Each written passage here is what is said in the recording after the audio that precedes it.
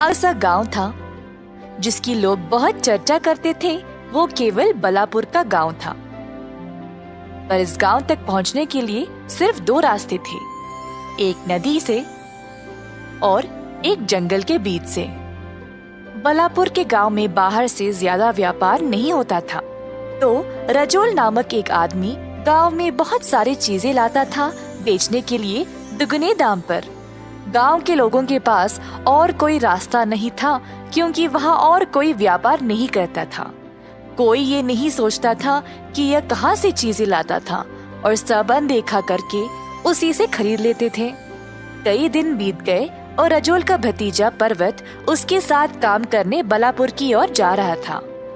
रास्ते में तेज आंधी और तूफान की वजह से उसकी सवारी कई घंटों तक फंसी पड़ी थी। बीच रास्ते में एक अनजान आदमी उनकी ओर आया। आप इस समय इस रास्ते से क्यों जा रहे हो? यहाँ भूत और प्रेत आत्माएं होती है। इस रास्ते से जाने की कोई हिम्मत नहीं करता। इसी वक्त पीछे मुड़ जाओ और वापस चले जाओ। अनजान आदमी ऐसा बोलकर पर पर्वत ने उसकी बातों पर ध्यान नहीं दिया। वह घने जंगल के रास्ते से ही चलता रहा। उसको अंधेरी रात में अजीब अजीब आवाजें भी सुनाई दी,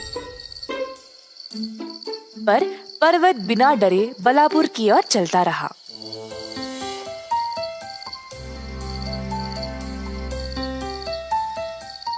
जब वह बलापुर पहुंचा, सब लोग उससे पूछने लगे कि वह इतनी रात को जंगल को पार कैसे किया। अपने चाचा के घर पहुंचते ही रजोल के नौकर से उसकी मुलाकात हुई। ऐसे क्यों देख रहे हो मुझे? आप सच में जंगल के रास्ते से आए हो क्या? क्या आपको पता नहीं वो खतरनाक रास्ता है, वहाँ भूत है। हाँ, मैं उसी रास्ते से आया। अब क्या होगा?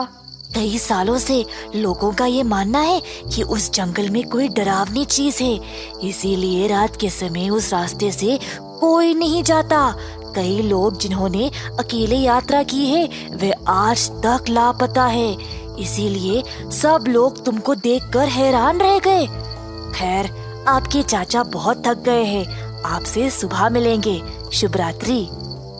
पर्वत नौकर की बात सोचते हुए सोने चला गया। उसने अगली रात को जंगल में जाने का निर्णय लिया, ये देखने के लिए कि असल में वहाँ है क्या। अगली सुबह पर्वत अपने चाचा से मिला।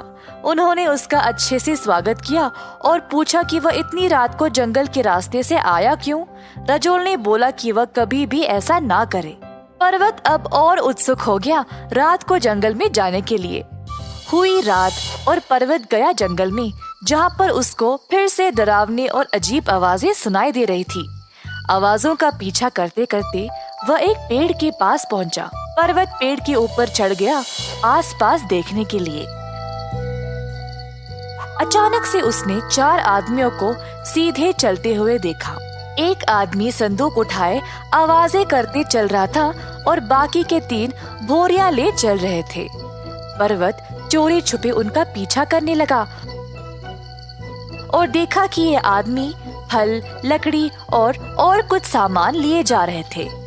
पर्वत सोचने लगा कि यह आदमी जानबूझकर ऐसी आवाजें क्यों निकाल रहा था और उनका पीछा करना जारी रखा।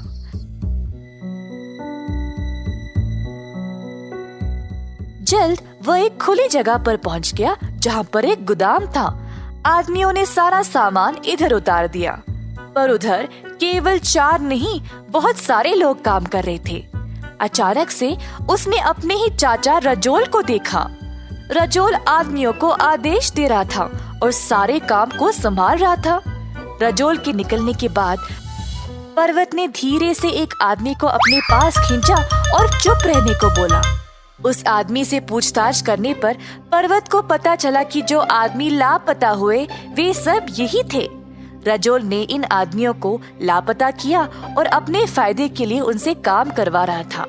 उनको धमकी देकर जंगल में ही रख रहा था और गांव में उसने सबको बोला है कि इस जंगल में भूत और प्रेत आत्माएं हैं, ताकि इस गांव में और कोई न आए उसका कारोबार खराब करने।